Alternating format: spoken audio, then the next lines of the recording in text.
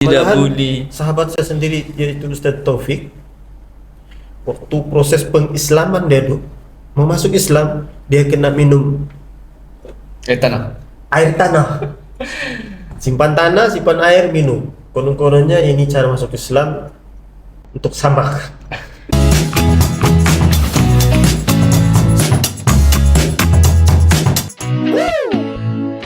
Assalamualaikum warahmatullahi wabarakatuh.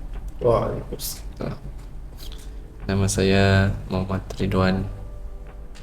Nama saya Boni bin Kamiang. Nama Muslim Muhammad Razwan bin Kamiang. Berasal daripada Beaufort, Sabah. Jadi kita mau mendengar daripada sahabat saya Ustaz Rusdi. Dipersilahkan.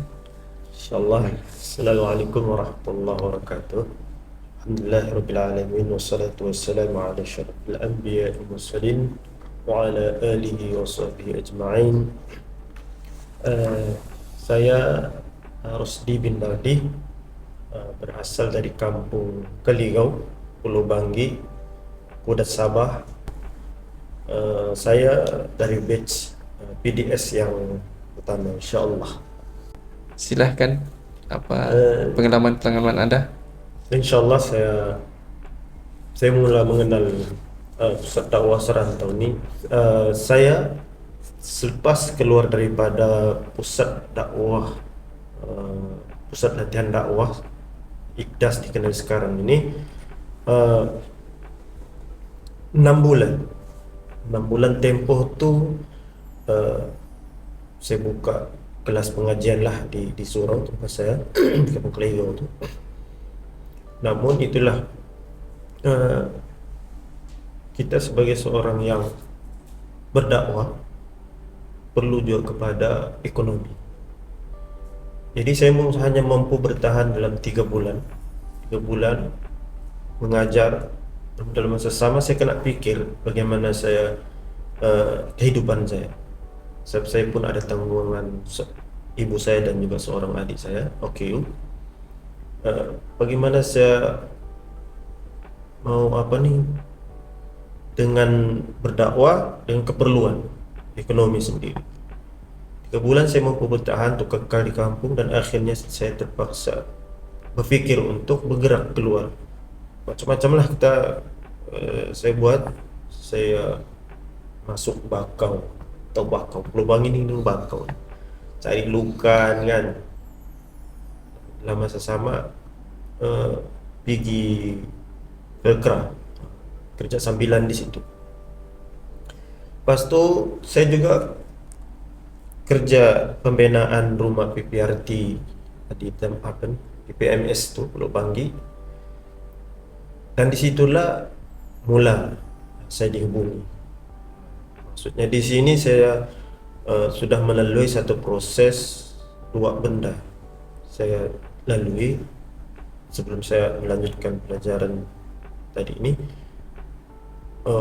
Dapat sesuatu yang bagaimana pentingnya juga ekonomi di dalam kita berdakwah. Jadi nampaknya saya gagal lah di situ selepas saya ke pusat dakwah Keningau ni. Saya tidak ada tawaran di mana-mana dalam tempoh 6 bulan tu, dan akhirnya sedang saya membancuh semen ni, WhatsApp pun bancuh semen, telefon berbunyi. Ujungnya jauh. Assalamualaikum Rusdi. Ya, saya kenal saya lagi ke? Siapa ni? Saya ini Ustaz apa tadi? Ustaz Junaidi. Jadi saya cuma, oh ya Ustaz, lama tak telefon, lama tak berkenalan, berhubungan. Alhamdulillah. Jadi benda yang sama lah. Kamu mau belajar kah? Cakap mau juga, tapi kalau belajar memerlukan kepada keuangan mungkin susah lah sedikit, sebab waktu itu kita memerlukan juga dalam kehidupan kita. Alhamdulillah dia kata tak apa, nanti saya kamu akan berhubung dengan satu orang, nanti dia akan jelaskan bagaimana pusat pendidikan tersebut. Saya kata okey lah. Selang dalam beberapa hari ataupun seminggu orang yang sama juga lah. Sulaiman itu Ustadz Ridwan Osman. Osman. Kata Ni Rusdi, ya saya aku berminat untuk belajar. Ya, saya berminat. Oke, kalau kamu berminat, kamu turun ke Kota Kinabalu, begini tarikh dan sekian. Jadi saya ini dalam tempo berapa hari ini berpikirlah macam mana bolehkah saya lagi sambung belajar nih dalam kondisi saya ada tanggung jawab dengan ibu dan adik saya itu. Benda ini berulang 2 kali sebagaimana saya juga menerima tawaran di pusat latihan dakwah Kudat mula-mula itu kan. Nah, itu kita bersama juga. Itu tahun 2007. 2007. Saya ingat lagi. Benda yang sama, keputusan yang saya kena ambil sama ada kena pergi belajar atau kerja untuk tanggung sara keluarga nih. Jadi ibu saya ini jenis yang paham. Yalah, siapa tidak tahu kan ibu memahami keadaan anak-anak nih. Dia tengok saya macam berfikir gitu. Tengok, apa sebab kau ni berfikir macam risau. Saya kata tak tahulah. Sebenarnya ada tawaran untuk belajar, tapi dalam keadaan macam ni kan kehidupan kita. Ibu saya ni bila dia tahu saya ada peluang belajar, dia akan terus bagi sokongan. Macam mula-mula saya menerima tawaran belajar di pusat latihan dakwah itu pun macam tu. Dia orang pertama yang support saya. Alhamdulillah. Kampung Kelikau pergi kampung Pekan Kerakit ni dulu jalan baru mula diturap, baru jalan yang jalan besar ni. Ke Keligau ni belum ada jalan. Ibu saya sanggup hantar saya jalan kaki. Siapa yang biasa tinggal di Pulau Bangin saya tahu lah.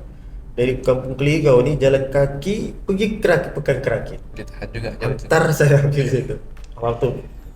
Jadi apa lagi bila saya menerima apa? Saya kata ada tawaran ni, saya kata kalau perlu kamu belajar lagi kamu pergi. Pasal kami ni nantilah kami pandailah usaha macam mana.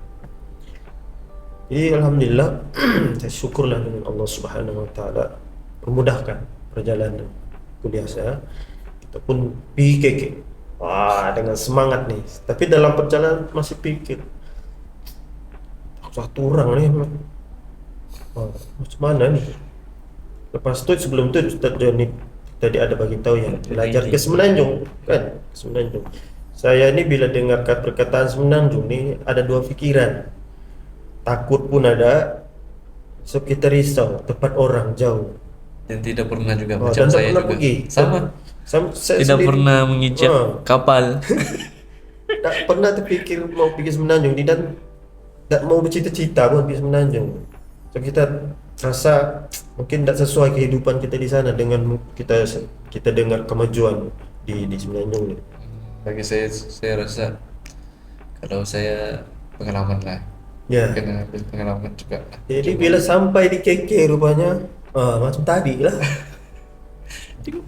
Buni masuk geng juga nih. Satu semester kita ini. Jadi semangat tuh ada. Maksudnya Tiba-tiba keberanian dan keyakinan untuk meneruskan ini bolehlah ada kawan. sama. Jadi Ustaz Buni, kita sudah mengenal PDS. Kita sudah sama-sama setahun setengah sebelum saya silap saya. Dengan kita masuk PDS ni dalam suasana dia saya tambah sikit. Bagaimana kita naik kapal terbang kan, sampai waktu tu memang mula-mula naik kapal terbang ni jantung ni lain juga ada bunyi takut jatuh orang kampung. Bila sampai di airport, mula-mula kita tengok lampu jalan terang benderang, Masya Allah, jalan apa ni bandar nampak tepi, oh hebatnya kalau Semenanjung Kuala Lumpur. Tapi mungkin lama mana lampu-lampu ni hilang, dia menggelap sampai di lokasi. Sampai ke lokasi rupanya gelap rumah tadi. Esok pagi rupanya kita tinggal dalam tempat tinggal ni kiri kanan ni hutan. Masya Allah. Jadi tu bunyi bila kita sudah sama-sama belajar setahun setengah, turun di lapangan. Betul. Jadi Ustaz Boni boleh kongsi pengalaman Ustaz Boni mula turun di lapangan setelah uh, menuntut ilmu, pusat latihan dakwah, pusat latihan dakwah, seterusnya ke pusat latihan dakwah, pusat dakwah serantau ni. Dan boleh kongsi sedikit sebelum tu perbezaan menuntut ilmu tu di pusat dakwah latihan dakwah di Sabah dan pusat dakwah serantau. Uh, dan selepasnya bagaimana Ustaz Boni mula turun, adakah keperluan sebagai seorang dai itu sudah cukup untuk turun di lapangan ataupun bagaimana? Alhamdulillah. Bermula daripada pusat latihan dakwah Keningau, Kudat, sampai Keningau, sampai pusat dakwah Serantau. Okey. Bermula daripada pusat latihan dakwah Kudat. Apabila saya pergi temu duka. Temu duka tu ramai. Apa yang didapat diambil 8 orang saja. Rasanya dalam 30 orang. 30 orang. Selepas tu saya dapatkan ni. Saya tengok dia punya sijil, oh itu tebal-tebal. Masya-Allah. Tapi mungkin Allah sudah pilih kita. Ya. Cuma melalui temu duka. Bila saya masuk dalam ruang temu duka tu kan, soal tu, soal ni. Sudah selepas saya memeluk Islam 2005 rasanya, 3 bulan 8 2005, saya terkuntang-kanting ke mana saya nak. 2005 2007 belajar. Masya Allah. Mu'alaf. Kalau kita fikirkan, walau dapatkah? Saya tengok semua datang dengan sijil yang tebal. Wow. Macam mana ni? Kita sijil pun nipis. Lepas tu Alhamdulillah saya telah memeluk Islam selama waktu 3 di bulan 8 2005, sebulan sebelum Ramadan. Tapi Alhamdulillah sebelum tu kita sudah mengenali sedikit melalui daripada arwah pakcik. Arwah pakcik ni abang kepada mama. Abang kepada mama merupakan Islam. Dia masuk Islam sebab kahwin. Dia belajar dulu di Indonesia. Jadi saya tinggal dengan dia oleh kerana waktu Ramadan saya ikutlah puasa sebab kesian dia masak siang untuk kita makan sedang kita berpuasa. Lepas tu dalam temu duga tu kan dia suruh saya baca Asmaul Husna. Ya apa ni? Saya tidak tahu. Langsung baca. Tapi kamu mau masuk? Mau? Sebab saya ni orang Surabaya baru masa tu. Jadi macam mana kamu masuk, kamu boleh ke? InsyaAllah saya usahakan. Tapi selepas diumumkan itu orang geng ke-8 tiba-tiba nama naik. Ada pula tersenarai nama. Lepas tu Alhamdulillah, syukur juga dapat masuk. Jadi apa perbezaan pendidikan ataupun sistem, maksudnya hasil pembelajaran yang dapat di pusat dakwah, lepas tu masuk pusat dakwah serantau? Antara perbezaan pusat latihan dakwah dengan pusat dakwah serantau, dia menerapkan kepada, kalau pusat latihan dakwah ni dia macam sekolah. Jadi kita ambil saja. Kita ambil, saya pun masa di pusat latihan dakwah saya ambil saja apa yang saya dibagi dengan bersyarat. Ambil. Masa di pusat dakwah serantau kita bagilah mana yang boleh. Lepas tu dia macam praktikal yang saya dapat lah, praktikal, dan tiada dalam silibus Yes. pusat latihan dakwah. Maksudnya silibus lebih kurang, tapi situasi itu tidak sama. Tikelnya tidak ada. Iya, praktikal dia tidak sama. Sebab lepas saya keluar daripada pusat latihan dakwah pun, apa saya dapat? Hmm.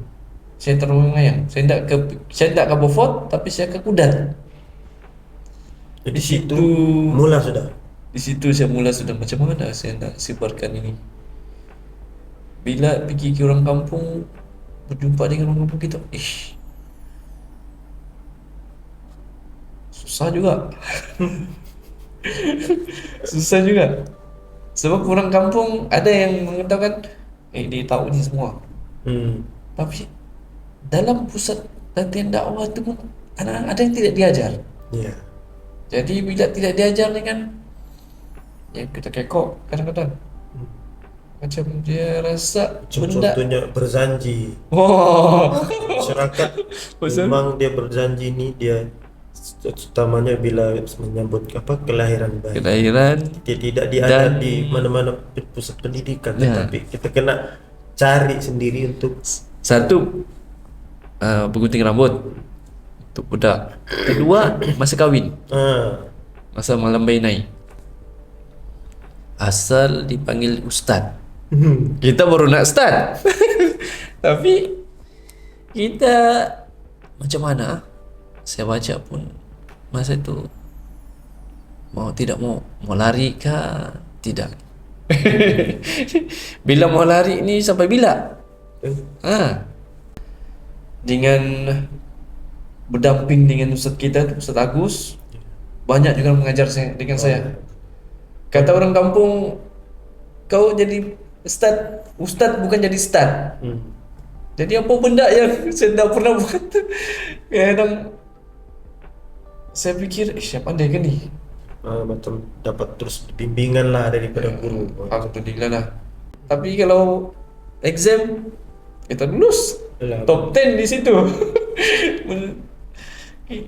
Tapi tidak guna. Kita top 10 kah, kita yang terbaik kah, tidak guna.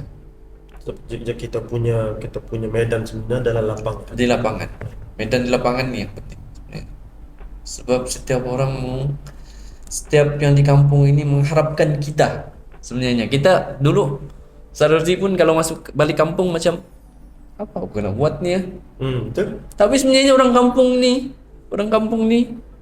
menunggu kita. Apa yang Menunggu kita. nak bawa? Macam pernah program kita pertama. Ingat lagi di kampung Laksian kan? Polaksian. Korban ketika itu. Masa itu korban 2000 berapa tu, 12 kah? Rasanya 12 Macam ujung 2011. 2011. Saya ingat program pertama. Banyak juga positif daripada orang kampung yang saya berjumpa. Sebab antara kita dua ni kita ada kelebihan sendiri Jadi waktu masing-masing. di Kudat, Ustaz, apa pengalaman manis dalam dakwah di Kudat ketika itu? Pengalaman manis saya kadang rasanya saya tidak pikir kepada yang saya dapat anugerah, tapi saya dapat menolong kepada saudara kita lah. Pernah saya katakan sebelum ini, berabut jenazah apa ni? Mualaf juga situ, walaupun memang kita sedikit libas barang, tapi Maksudnya jenazah tu dia sudah Islam mualaf, dia meninggal tapi identiti tidak jelas sehingga akan berlaku perebutan walaupun sudah ditanam. dia sebenarnya sebelum tu dia orang Kudat. Saya ceritakan sedikit ringkas lah. Sedikit ringkas. Dia orang Kudat berhijrah ke Semenanjung bekerja. Jadi dia orang manut Islam di JAIS Selangor. Selama Jabatan Agama Islam Selangor. Jadi data-data itu semua di Selangor. Jadi dia bertunang dengan orang Selangor. Apabila dia balik ke Kudat, dia dapati dia sakit tenat. Rasanya dia punya sakit ini mungkin lama sudah. Cuma Bila dia sakit di kuda, dibawa ke Kota Kinabalu, hospital besar Kota Kinabalu, Hmm. tapi tanpa pengetahuan kami. Masa saya dulu lepas PDS, saya terus berdamping dengan Giants. Hmm. Walaupun kita bukan staf Giant, tapi kita Kepercayaan kepercayaan, Giants kepada dai-dai pusat dakwah serantau. dia akan cari kita. Jadi apa inisiatif yang saya buat apabila kita Giants buat program, kita ikut. Hmm. Jadi bila kita buat program Jabatan apa itu? Yayasan Amal Malaysia Kerjasama tu lah. kerjasama, Punya dia pun ikut, Masya Allah. ikut. Jadi kerjasama kami itu alhamdulillah di Kudat. Setiap mesyuarat pun dia datang, kita dapat surat, mesyuarat pejabat daerah pun dia Amal ada nama. Ini macam mana dengan jenazah tadi itu? Jenazah tu balik kepada cerita jenazah tadi. Bila meninggal, dia buat surat keluarga, dia sudah mau keluar Islam. Lepas tu dicop pakai apa? Tulis pakai tangan, dicop pakai tangan ini. Dicop pakai tangan. Dia tidak sign tanda tangan gitu. Maksudnya prosesnya itu makan masa perlu naik mahkamah kah apa kah? Naik makam. Jadi masa kami tahu jenazah tu turun ke Kudat, dibawa, kami terus ke rumah yang bapak jenazah keluarga ni. Di sana berapa orang kami? Ada 6 orang rasanya. Ikut kereta Giants Kudat. Lepas tu kami bawalah dokumen daripada Giants. Giants Selangor tu hantar fix kepada Giants Kudat. Saya masa itu saya ambil dokumen tu buat 6 set. Sebab kalau satu set tu dia akan buyar habis. Jadi bila pergi sana, saya tinggalkan di pejabat satu, kereta satu. Tapi kalau kami bawa polis memang dapat. Tapi kita mau berdamai sebenarnya supaya tidak ada satu benda yang ketegangan lah di situ. Betul. Jadi apabila barusan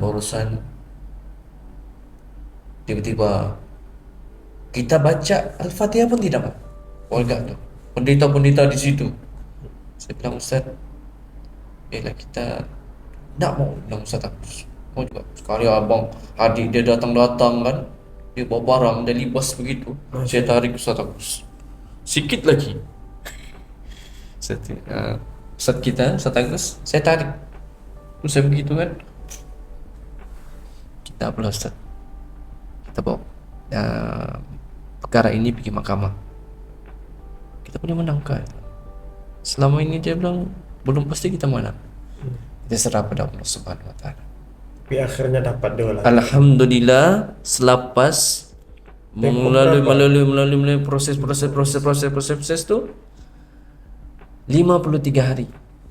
Bayangkan, jenazah sudah ditanam, paksa digali semula, dipindah ke tempat, dibahas dimandikan di hospital Kudat dan dipindahkan ke di situ. Pengalaman manis lah, bagaimana macam mana kita mau menyelesaikan perkara macam itu dan mengurus jenazah tadi. Ya. Masya Allah. Saya pikir kalau dengan manis yang kita berjalan-jalan tu bukan manis tu sebenarnya, tapi yang manis ni di mana ada ketegangan, disitulah sebenarnya pengalaman manis. Di situ bila lepas 53 hari itu kan, alhamdulillah, yang saya pikirkan lepas memandikan tu kan, sebelum memandi tu kan, ni yang pecah perut ni, memang bau lah. Kalau kita air, kalau kita simpan air yang kita bikin, macam katanya lah, kita buat air coklat, kita simpan di situ selama 53 hari. Apa rasanya? begitulah juga kita. Akan keluar air daripada telinga, daripada mulut, Jadi itu antara daripada kenangan manis lah maksudnya. dan Kenangan pahit pula dalam sepanjang berapa tahun ni khidmat dalam pusat dakwah serantau. tangan pahit yang paling saya, kenapa saya pindah ke Kota Belud selepas 4 tahun. Dia banyak juga lah yang saya pelajari, sebabnya saya dikatakan bukan orang sana.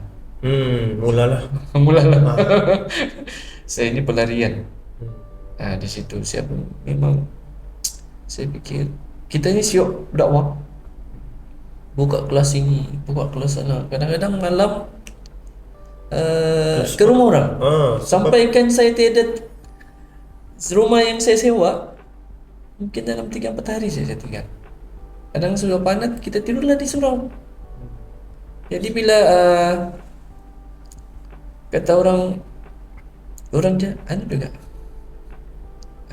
jabatan agama itu juga, tapi mungkin saya tak kira, mungkin susah juga kita mau cakap lah, ujian lah. Mungkin Allah bagi kita bagi kekuatan sebenarnya. Bila yang pahit ini bagi dia kekuatan, macam mana kita lebih kukuh, lebih boleh lagi menghadapi segala-galanya. Dan dia itu bukan orang kampung, orang sini. Dia bukan orang dia pelarian di sini tu. Allah. Sekatan yang begitu.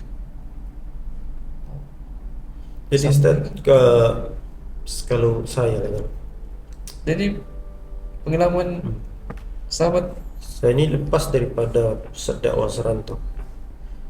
Sebelum tu saya nak kongsi pusat dakwah Sabah dengan pusat dakwah serantau. Bagi saya pusat dakwah dia memberi saya banyak maklumat, sebab saya melalui satu proses yang dari kosong mula mengenal apa itu Islam yang sebenar, apakah peranan sebagai seorang Islam. Walaupun saya bukan mualaf, tetapi seolah-olah saya ni baru memeluk Islam dari umur saya, dari kecil sehingga umur saya 23 tahun ketika itu, setelah melalui beberapa proses kesukaran dalam kehidupan berumah tangga, sebab saya ibu dan ayah ini berpisah lama. macam Jadi sama juga saya melalui satu proses pendidikan lah kepada diri saya untuk bertanggung jawab kepada keluarga. betul. Mungkin tu ada hikmah dia lah, ada hikmah dia. Sebab dulu sebelum saya paham apa itu Islam ni kan, saya sentiasa bertanya pada diri saya ini, saya kenal, saya tahu adanya Allah, adanya Tuhan. Bertanya, ya Allah, sebab saya dilahirkan di daerah Sandakan. Daerah Sandakan ni satu bandar yang boleh dikatakan adalah tapi bila saya dibawa oleh ibu saya pulang ke Pulau Banggi yang kelilingnya laut, lepas tu dikelilingi dengan hutan. Masya Allah, saya bertanya, ya Allah, kenapa kau kasih simpan saya di sini, di pulau ini? Sedangkan tempat saya dulu masih saya kecil di sana di daerah Sandakan tu lengkap ada semua. Jadi Allah Subhanahu Wa Taala mula memberi jawaban bila saya masuk pusat dakwah, belajar di situ apa itu Islam, tanggung jawab sebagai seorang Islam. Kita diilah beri kepahaman tentang fardu ain, dan alhamdulillah kita pun ingin mengetahui apa itu Islam sebenarnya. Jadi bila kita sudah belajar, alhamdulillah juga kita terpilih waktu itu juga dari pusat latihan dakwah Kudat 1 tahun. Lepas tu temu duga lagi sambung dapat di Keningau. Keningau. Ada yang kawan-kawan kita nangis kadang-kadang tak dapat. Jadi proses itu juga saya waktu itu memang saya akui saya memang masih tahap yang rendah berbanding dengan kawan-kawan kita. Ini ada yang ketika masuk situ ada yang SPM itu asas. Lepas itu yang apa lagi? Ada yang keluaran UMS. Ada yang Masuk. keluarin apa lagi? Mesti. Pelajar sama-sama daripada belajar. agama. Ah, Jadi sekolah agama. ya. Jadi waktu itu saya rasa diri rendah, tapi karena mau dapatkan Islam itu, ilmu itu tadi, kita belajar juga. Tidak mau langsung bersaing. Jadi dapat proses apa nih, ilmu, dan terus disambung ke Ningau itu dapat lagi satu proses bagaimana Islam itu, bentuk Islam itu. Jadi kita dapatlah kepahaman. Cumanya bila kita keluar dari pusat latihan dakwah Ningau, saya keluar tadi, macam saya katakan tadi, saya keluar balik ke kampung, saya tidak ada ilmu bagaimana menyebarkan, menyampaikan kepada masyarakat. Dia macam jam, tak dapat apa ni, tak dapat sampaikan. Itu pun saya buat kelas tu dengan kanak-kanak saya dalam tempoh 3 bulan. Alhamdulillah, bila masuk ke pusat dakwah serantau, saya ni sebenarnya jenis pemalu juga ni. Sama. Tak boleh bercakap sama orang. Jadi masuk di pusat latihan dakwah, macam tadi Ustaz kata, walau kita ni sudah ada asas, tapi kalau sahabat kita yang dari Sarawak ketika itu ada yang tiada asas, tapi kita ambil inisiatif untuk ambil seorang-seorang, ajarkan Iqra, mana yang kita mampu ketika itu, dan kita bergilir-gilir untuk menyampaikan memberi tazkirah lah sejauh mana ilmu. Saya nampak di sini bukannya maksudnya ada hikmah lah, walaupun ketika itu Pencara nak datang kurang, tapi kita base pertama itu memang banyak kekurangan. saya fikir balik, rupanya di sini ada proses praktikal masih pada diri kita untuk menyampaikan, Ya, walaupun betul. ketika itu kita punya pemadung sahabat-sahabat sendiri. Jadi alhamdulillah, jadi dari sini sedikit demi sedikit saya nampak proses melatih kita, memberi keyakinan. Seperti program kita tadi di di Bangi tadi kan. Sebenarnya ketika itu kita dibagikan grup untuk berhadapan dengan masyarakat. Ketika itu saya ni orang yang pemalu. Waktu itu kita mau jumpa orang, kan rumah-rumah ada, bersuruh-suruh, kau lah, kau lah. Last bila jumpa satu pakcik ni,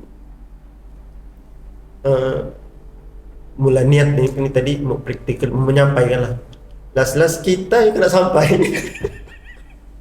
Maknanya dari sini okey lah, kita dapat satu ilmu juga, apa maksudnya, orang yang tempat kita begini pun sudah ada asas ilmu sama dengan kita. Maksudnya kita kata sesuai lah, mungkin sampai dia lagi pro dari kita. Tapi sebenarnya di sini kita mau latih diri kita bagaimana berhadapan dengan masyarakat. Saya lagi satu pengalaman dalam masih menuntut di PDS ni. Bila kita praktikal di satu mall besar, saya lupa nama apa, di Kuala Lumpur. Kita kena turun menyantuni orang.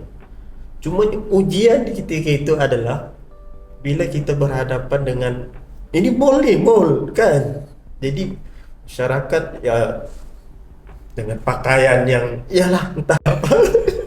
Masa itu kita pun Jadi tidak pandai beraksen, pakai seadanya. di ujian lah situ. Ya. Jadi yang ketiganya, bila kita buat sambutan kemerdekaan di apa nama, Shah Alam misalnya. ICT. Kita ada kerjasama dengan Banyak-banyak Pak. Macam agensi lah. Agensi agama waktu. Jadi diamanahkan kita ini join dengan mereka, ikut ambil pengalaman. Kita masuk sebenarnya satu tempat klub. Masa itu ICT Salam tu baru dibuka pada tahun 2010. Gitu. Jadi kita ni diamanahkan untuk masuk ke klub tu, untuk bagi risalah aja pun. Bagi risalah, tapi bila kita masuk orang lari sampai mau langgar kita ni. Kita mau kita risalah saja pun. Sebab maknanya sebab kita pun dalam datang situ ada kawan-kawan kita ni yang berkopiah, jadi dia fikir mungkin penguat kuasa, jadi larilah gitu. Jadi itu mula kita untuk mendapatkan satu ilmu bagaimana berhadapan dengan masyarakat. Jadi banyak pengalaman eh, belajar tentang praktikal ini di pusat dakwah serantau. Di situ saya dapat. Betul. Selain daripada mendapat ilmu-ilmu, info tambahan eh, secara jelas tentang apa yang kita belajar, kesinambungan kita belajar di pusat latihan dakwah Kedingau itu menguatkan lagi tentang ialah dengan sirah, akidah, perbandingan agama apa semua itu, alhamdulillah. Jadi hasil daripada situ, kesukaran yang kita terima walaupun pusat pusat dakwah serantau ketika itu dalam kekurangan, namun kita dapat belajar melatih diri dengan sangat manis. Bagi saya banyak pengalaman manis. Jadi bila keluar di lapangan pertama sekali, ini pengalaman turun di lapangan, saya pernah mengimamkan sholat Idul Fitri kalau saya tidak salah. Idul Fitri di kampung, di kampung. Bila kita nak jadi imam, jadi kita, orang kata ustaz saudara kan, habis solat Idul Fitri, habislah solat. Kita tengok esok tu ada lagi jemaah solat Idul Fitri. Saya tanya, kenapa ada Idul Fitri solat lagi kedua? Dia bilang, ustaz, yang kemarin kita buat itu Tidak sah. Kenapa tidak sah? Ada saya langgar apa nih, rukun-rukun solat kan atau khutbah kan? Tidak ustaz, sebab ustaz Belum kawin. Ustaz belum kawin, jadi doa ustaz itu tidak sampai.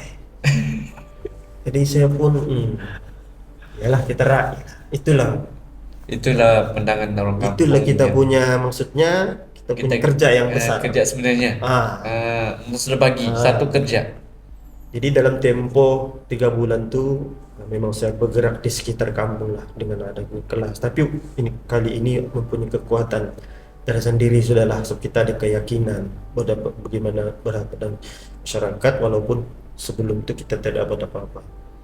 Jadi selepas itu program kita di Kampung Laksian itu, alhamdulillah di situ saya belajar bagaimana kita punya hubungan untuk masuk di satu tempat berdakwah, kita kena utamakan pemimpin di tempat tersebut. Betul. Jumpa dia punya ketua kampung, jumpa dia punya.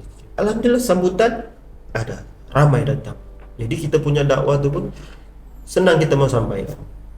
Dari situ saya ambil terus pengajaran ilmu bahwa saya kena bergabung dengan Jabatan Agama di Pulau Bangka. Itu yang saya buat masa di Pulau. Alhamdulillah, jabatan terus berkesan lah, alhamdulillah, sebab kita sudah dapat pelajaran. Mulai kita berhubung dengan Jabatan Agama, dan saya juga pertama saya praktikal selepas saya mengikuti kursus Imam Muda Anda Jakim, dan saya pun ada di situ saya rasanya. Jadi saya berkhidmat di kampung Damaran sepanjang Ramadan. Di situ ulang alik dari kampung saya, dan mulalah kita punya kerjasama bersama dengan James, dengan Jakim, bantulah jadi ada kawan. Hinggalah saya dapat satu kawasan kampung. Saya orang Pulau Banggi, hidup lama juga situ, tapi saya tak tahu apa itu Kampung Selangat, tak tahu. Jadi ada sahabat kita bawa masuk sana, rupanya ada tempat yang walaupun tahun itu sudah tahun 2012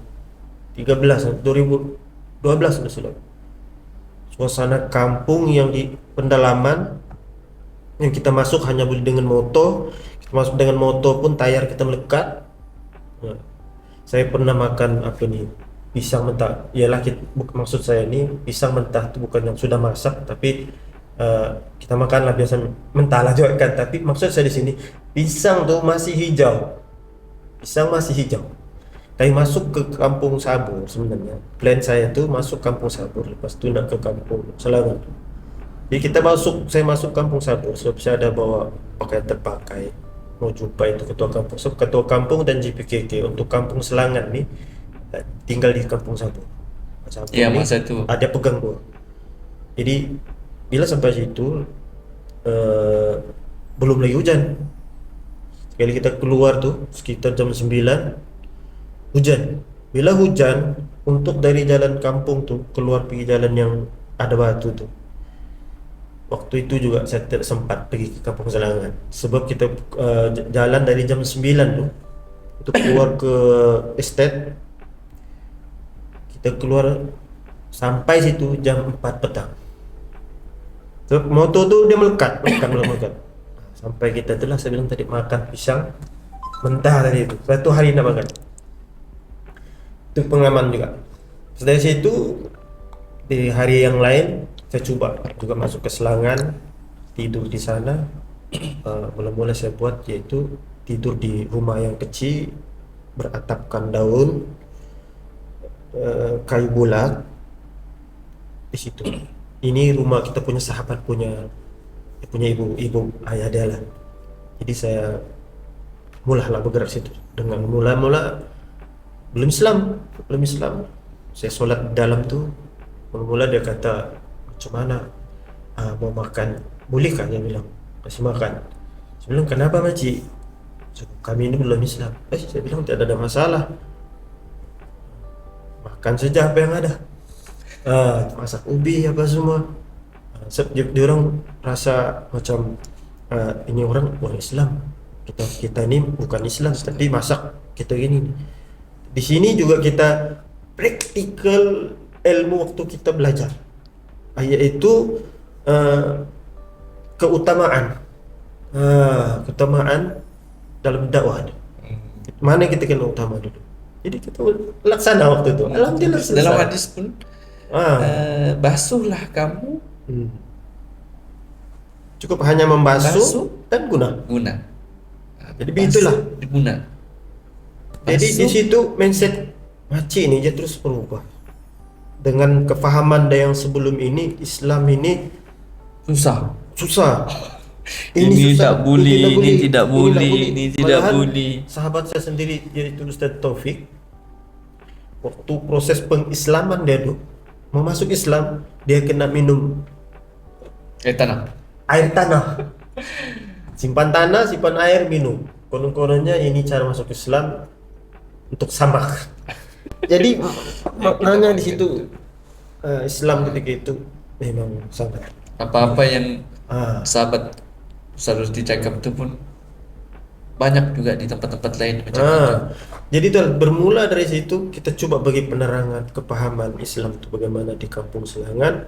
Alhamdulillah saya dapat respon ada yang berbeda. Dari situ saya berusaha untuk menghubung dengan presiden kita dan Haji Hussein untuk bantu saya.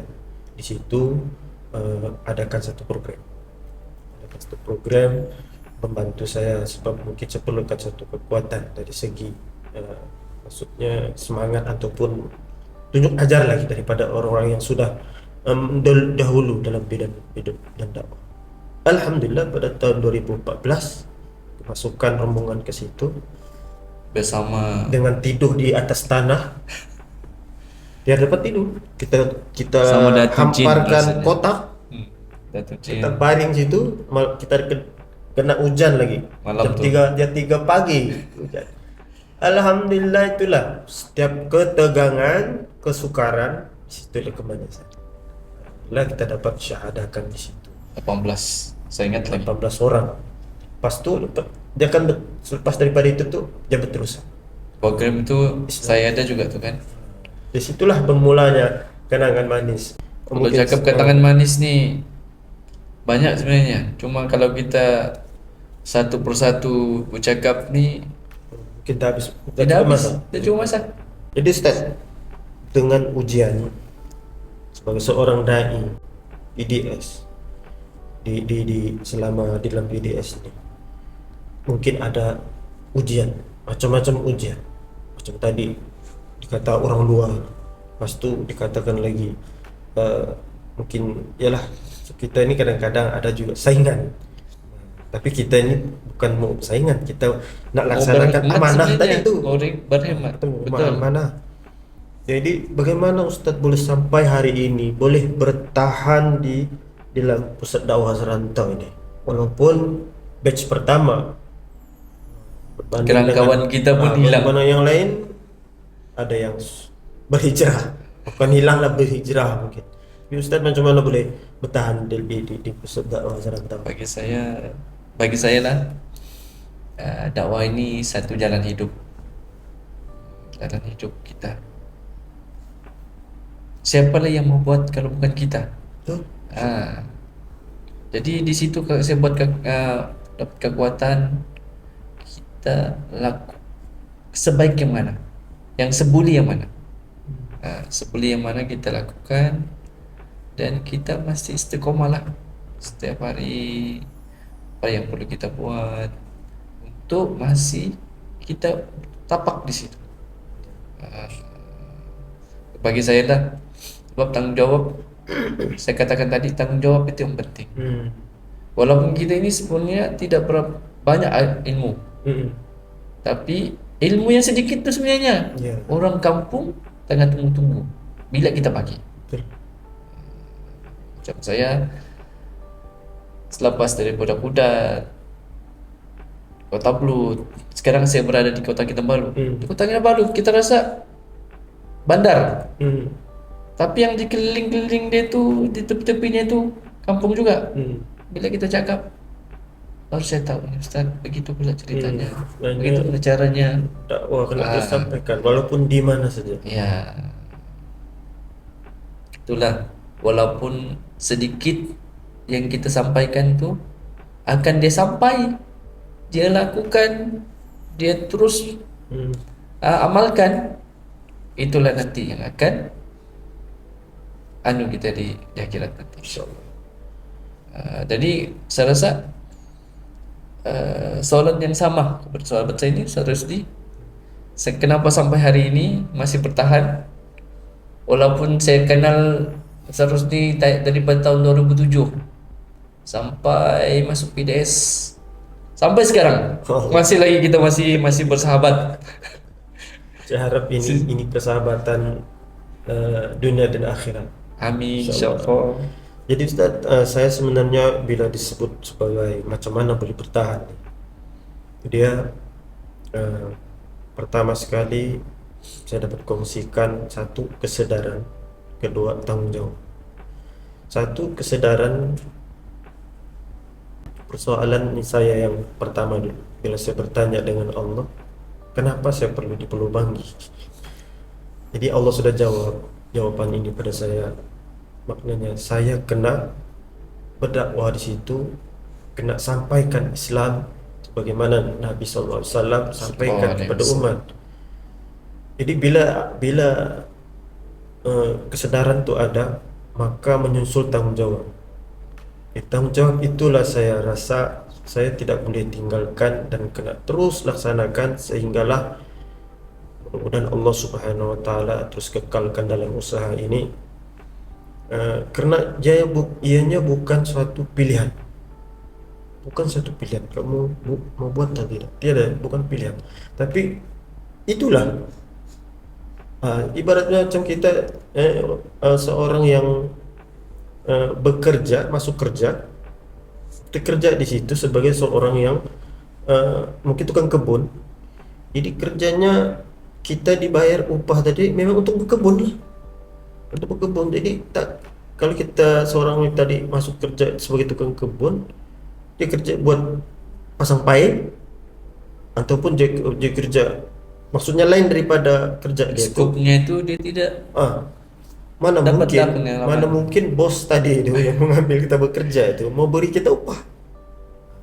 Jadi itulah matlamat kita sebenarnya di dunia ini, itulah matlamat kita, sampaikan dakwah supaya masyarakat boleh beramal dengan Islam yang sebenarnya, tunduk dan sujud kehendak Allah. Dan itulah matlamat Allah Subhanahu Wa Taala ciptakan kita di dunia. Jadi sampaikan kerja apa lagi yang kita kena buat selain pada kerja itu, sepotong hayat, itulah dalam jadi itulah menjadi kekuatan kepada saya. Sekiranya saya dalam keadaan yang down dengan ujian masyarakat, kadang saya ditanya apa menjadi kekuatan untuk bertahan dalam dakwah. Saya satu saja, saya akan lihat balik sirah Nabi Muhammad sallallahu alaihi wasallam. bagaimana perjalanan baginda dengan seorang diri sehingga dapat membentuk jemaah, membentuk negara Islam dan seterusnya. Tapi bukanlah saya lihat kepada pencapaian tadi, tapi bagaimana Rasulullah dengan ujian yang banyak, dengan amanah tadi itu, baginda terus bertahan. Baginda kita tahu seorang Rasul tak sepatutnya bersusah payah kalau kita tidak, tapi baginda terus sampaikan. Jadi apatah lagi saya sebagai seorang manusia yang biasa, banyak kekurangan kelemahan, tidak menyampaikan, tidak buat kerja ini. Jadi situ menjadi semangat balik, dan juga kita berdamping dengan guru-guru kita, minta pandangan mereka, kita tunjuk ada mereka. Alhamdulillah buat masa ini di Pulau Banggi dengan usaha kerjasama dengan NGO juga yang lain, Watan Agama, terus boleh bergerak dan membantu juga kita untuk terus khidmat sebagai seorang pendakwah.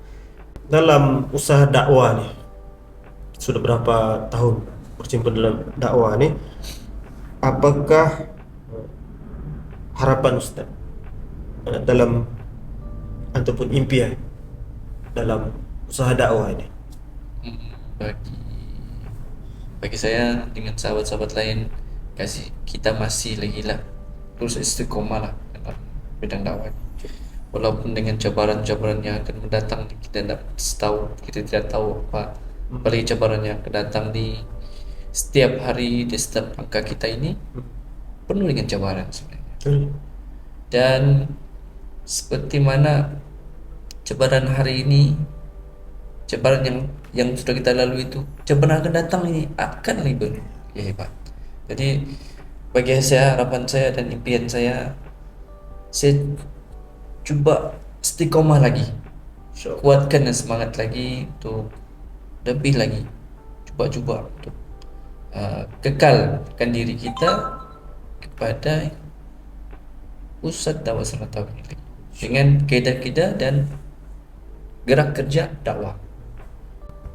Sahabat Sarusdi, Saya ada beberapa impian saya mula bila turun di lapangan. Pertama sekali saya ingin menjadikan Pulau Banggi ini satu tempat yang zero non-muslim, maksudnya Islam keseluruhannya, insya Allah. Karena tanggung jawab kita untuk mengajak mereka untuk ujung nanti kita akan berhadapan dengan Allah, biar Allah Subhanahu Wa Taala redha dengan kembalinya mereka kepada Allah. Yang kedua, harapan saya dalam dakwah ini agar semua agensi Islam dapat bersatu lah, dapat bersatu, sama-sama mengembleng tenaga, sama-sama berkongsi ide, supaya kerja dakwah ini terus dapat diteruskan. Sebab dalam usaha dakwah ini kita tidak akan dapat buat kerja ini seorang. Kerja dakwah ini satu benda yang sangat besar dan sangat berat. Jadi tidak akan terpikul, terangkat dengan kita saja doang. Tidak akan dapat. Jadi kena ada semua. Alhamdulillah saya juga terus bekerja sama dengan semua agensi-agensi, sahabat-sahabat saya, dan juga penguasa negeri daerah. Alhamdulillah saya juga terlibat dalam majlis dakwah daerah, coba untuk berkongsi dengan mereka supaya kerja-kerja dakwah ini dapat dilaksanakan di pulau tersebut. Dan yang ketiganya, harapan saya pusat dakwah serantau ini teruskanlah melahirkan generasi ini, sebab pusat dakwah serantau ini dalam posisi yang tepat, cuma kita melaksanakan saja. Dalam posisi yang tepat, dengan keedah, dengan modul, dengan apa semua itu sebenarnya sudah sesuai. Sudah kita PDS ni ambil, kita belajar, lepas tu dia letakkan di tempat kita keedah dakwah yang sebenar, bukan setakat turun lapangan balik. Kalau begini mungkin susah, tapi kita sudah laksanakan bagaimana sahabat-sahabat dulu. Itu saya katakan tadi, dia sudah di tempat posisi dia, sahabat-sahabat berhijrah, tinggal di situ, berkeluarga di situ, wafat di situ. Jadi kita ini orang yang sesuai sudah. Walaupun tidak di tempat orang, mungkin tempat kita sendiri, kita di situ. Nah, kalaupun ada sahabat-sahabat kita yang mungkin ingin berhijrah, memang ada lah kan. Ada sahabat kita dari Sabah berhijrah ke Sarawak, berkeluarga sana, menyampaikan dakwah. Ada dari Sarawak pula pergi Sabah. Di mana kita diletakkan di situ lah kita mau menyebarkan Dia terus boleh istiqomah, kan? Jadi landasannya. Jadi saya harap PDS diteruskan, tingkatkan diri terus masa karena di PDS ini banyak kita mudah untuk berdamping dengan ulama-ulama sebenarnya. Yang kita tidak kenal akhirnya kita kenal, alhamdulillah. Jadi itulah harapan saya dalam usaha dakwah bersama dengan Pusat Dakwah Serantau. Mudah-mudahan Allah Subhanahu Wa Taala permudahkan segala urusan kita. Dan akhir sekali saya ingin berterima kasih juga kepada Pusat Dakwah Ibdas sebelum ini, karena memberikan kita ilmu. Kita tidak akan lupa, kita akan sentiasa kenal. Dan seterusnya Pusat Dakwah Serantau, utamanya Yayasan Amal Malaysia yang telah memberi kita pendidikan dengan semua percuma, tidak ada pun kita yang kita kena. Saya katakan kita turun dari tangga rumah kita nih sampai pergi pusat latihan ini pun 10 sen kita tidak kasih keluar duit. Mereka support dan tanggung gitu. Jadi maknanya ini satu peluang yang bagus. Kekuatan saya juga. Jadi saya cadang kepada adik-adik yang ada di luar sana ataupun kawan-kawan kita di luar sana, Pusat Dakwah Serantau ini satu pusat yang memberi kita peluang, kepada kita peluang, terutamanya orang yang macam saya lah, yang orang susah dari kampung, tidak ada kemampuan, tapi alhamdulillah hari ini mampu, walaupun tidak sama taraf dengan orang-orang yang besar, tetapi kita sama taraf dari segi mungkin penyampaian. Jadi terima kasih banyak Pusat Dakwah Serantau, Yayasan Amal Malaysia. Mudah-mudahan Pusat Dakwah Serantau terus sukses dalam mengalahirkan para dai di masa akan datang, insyaallah. Itu juga lah dengan saya. Rasanya lama sudah kami berkata-kata nih dengan sahabat saya Ustaz Rosdi. Dan terima kasih juga lah kepada Pusat Dakwah Serantau dan sebelum-sebelumnya kerana menerima kami sebagai ahli atau warga Pusat Dakwah Serantau. Jadi itu saya daripada kami. Saya dengan sahabat saya Ustaz Rosdi, mohon apa-apa yang kami salah kata mohon diampunkan, dan apa-apa kelemahan itu memang datang daripada diri sendiri. Itu saja. Insyaallah. Assalamualaikum warahmatullahi wabarakatuh.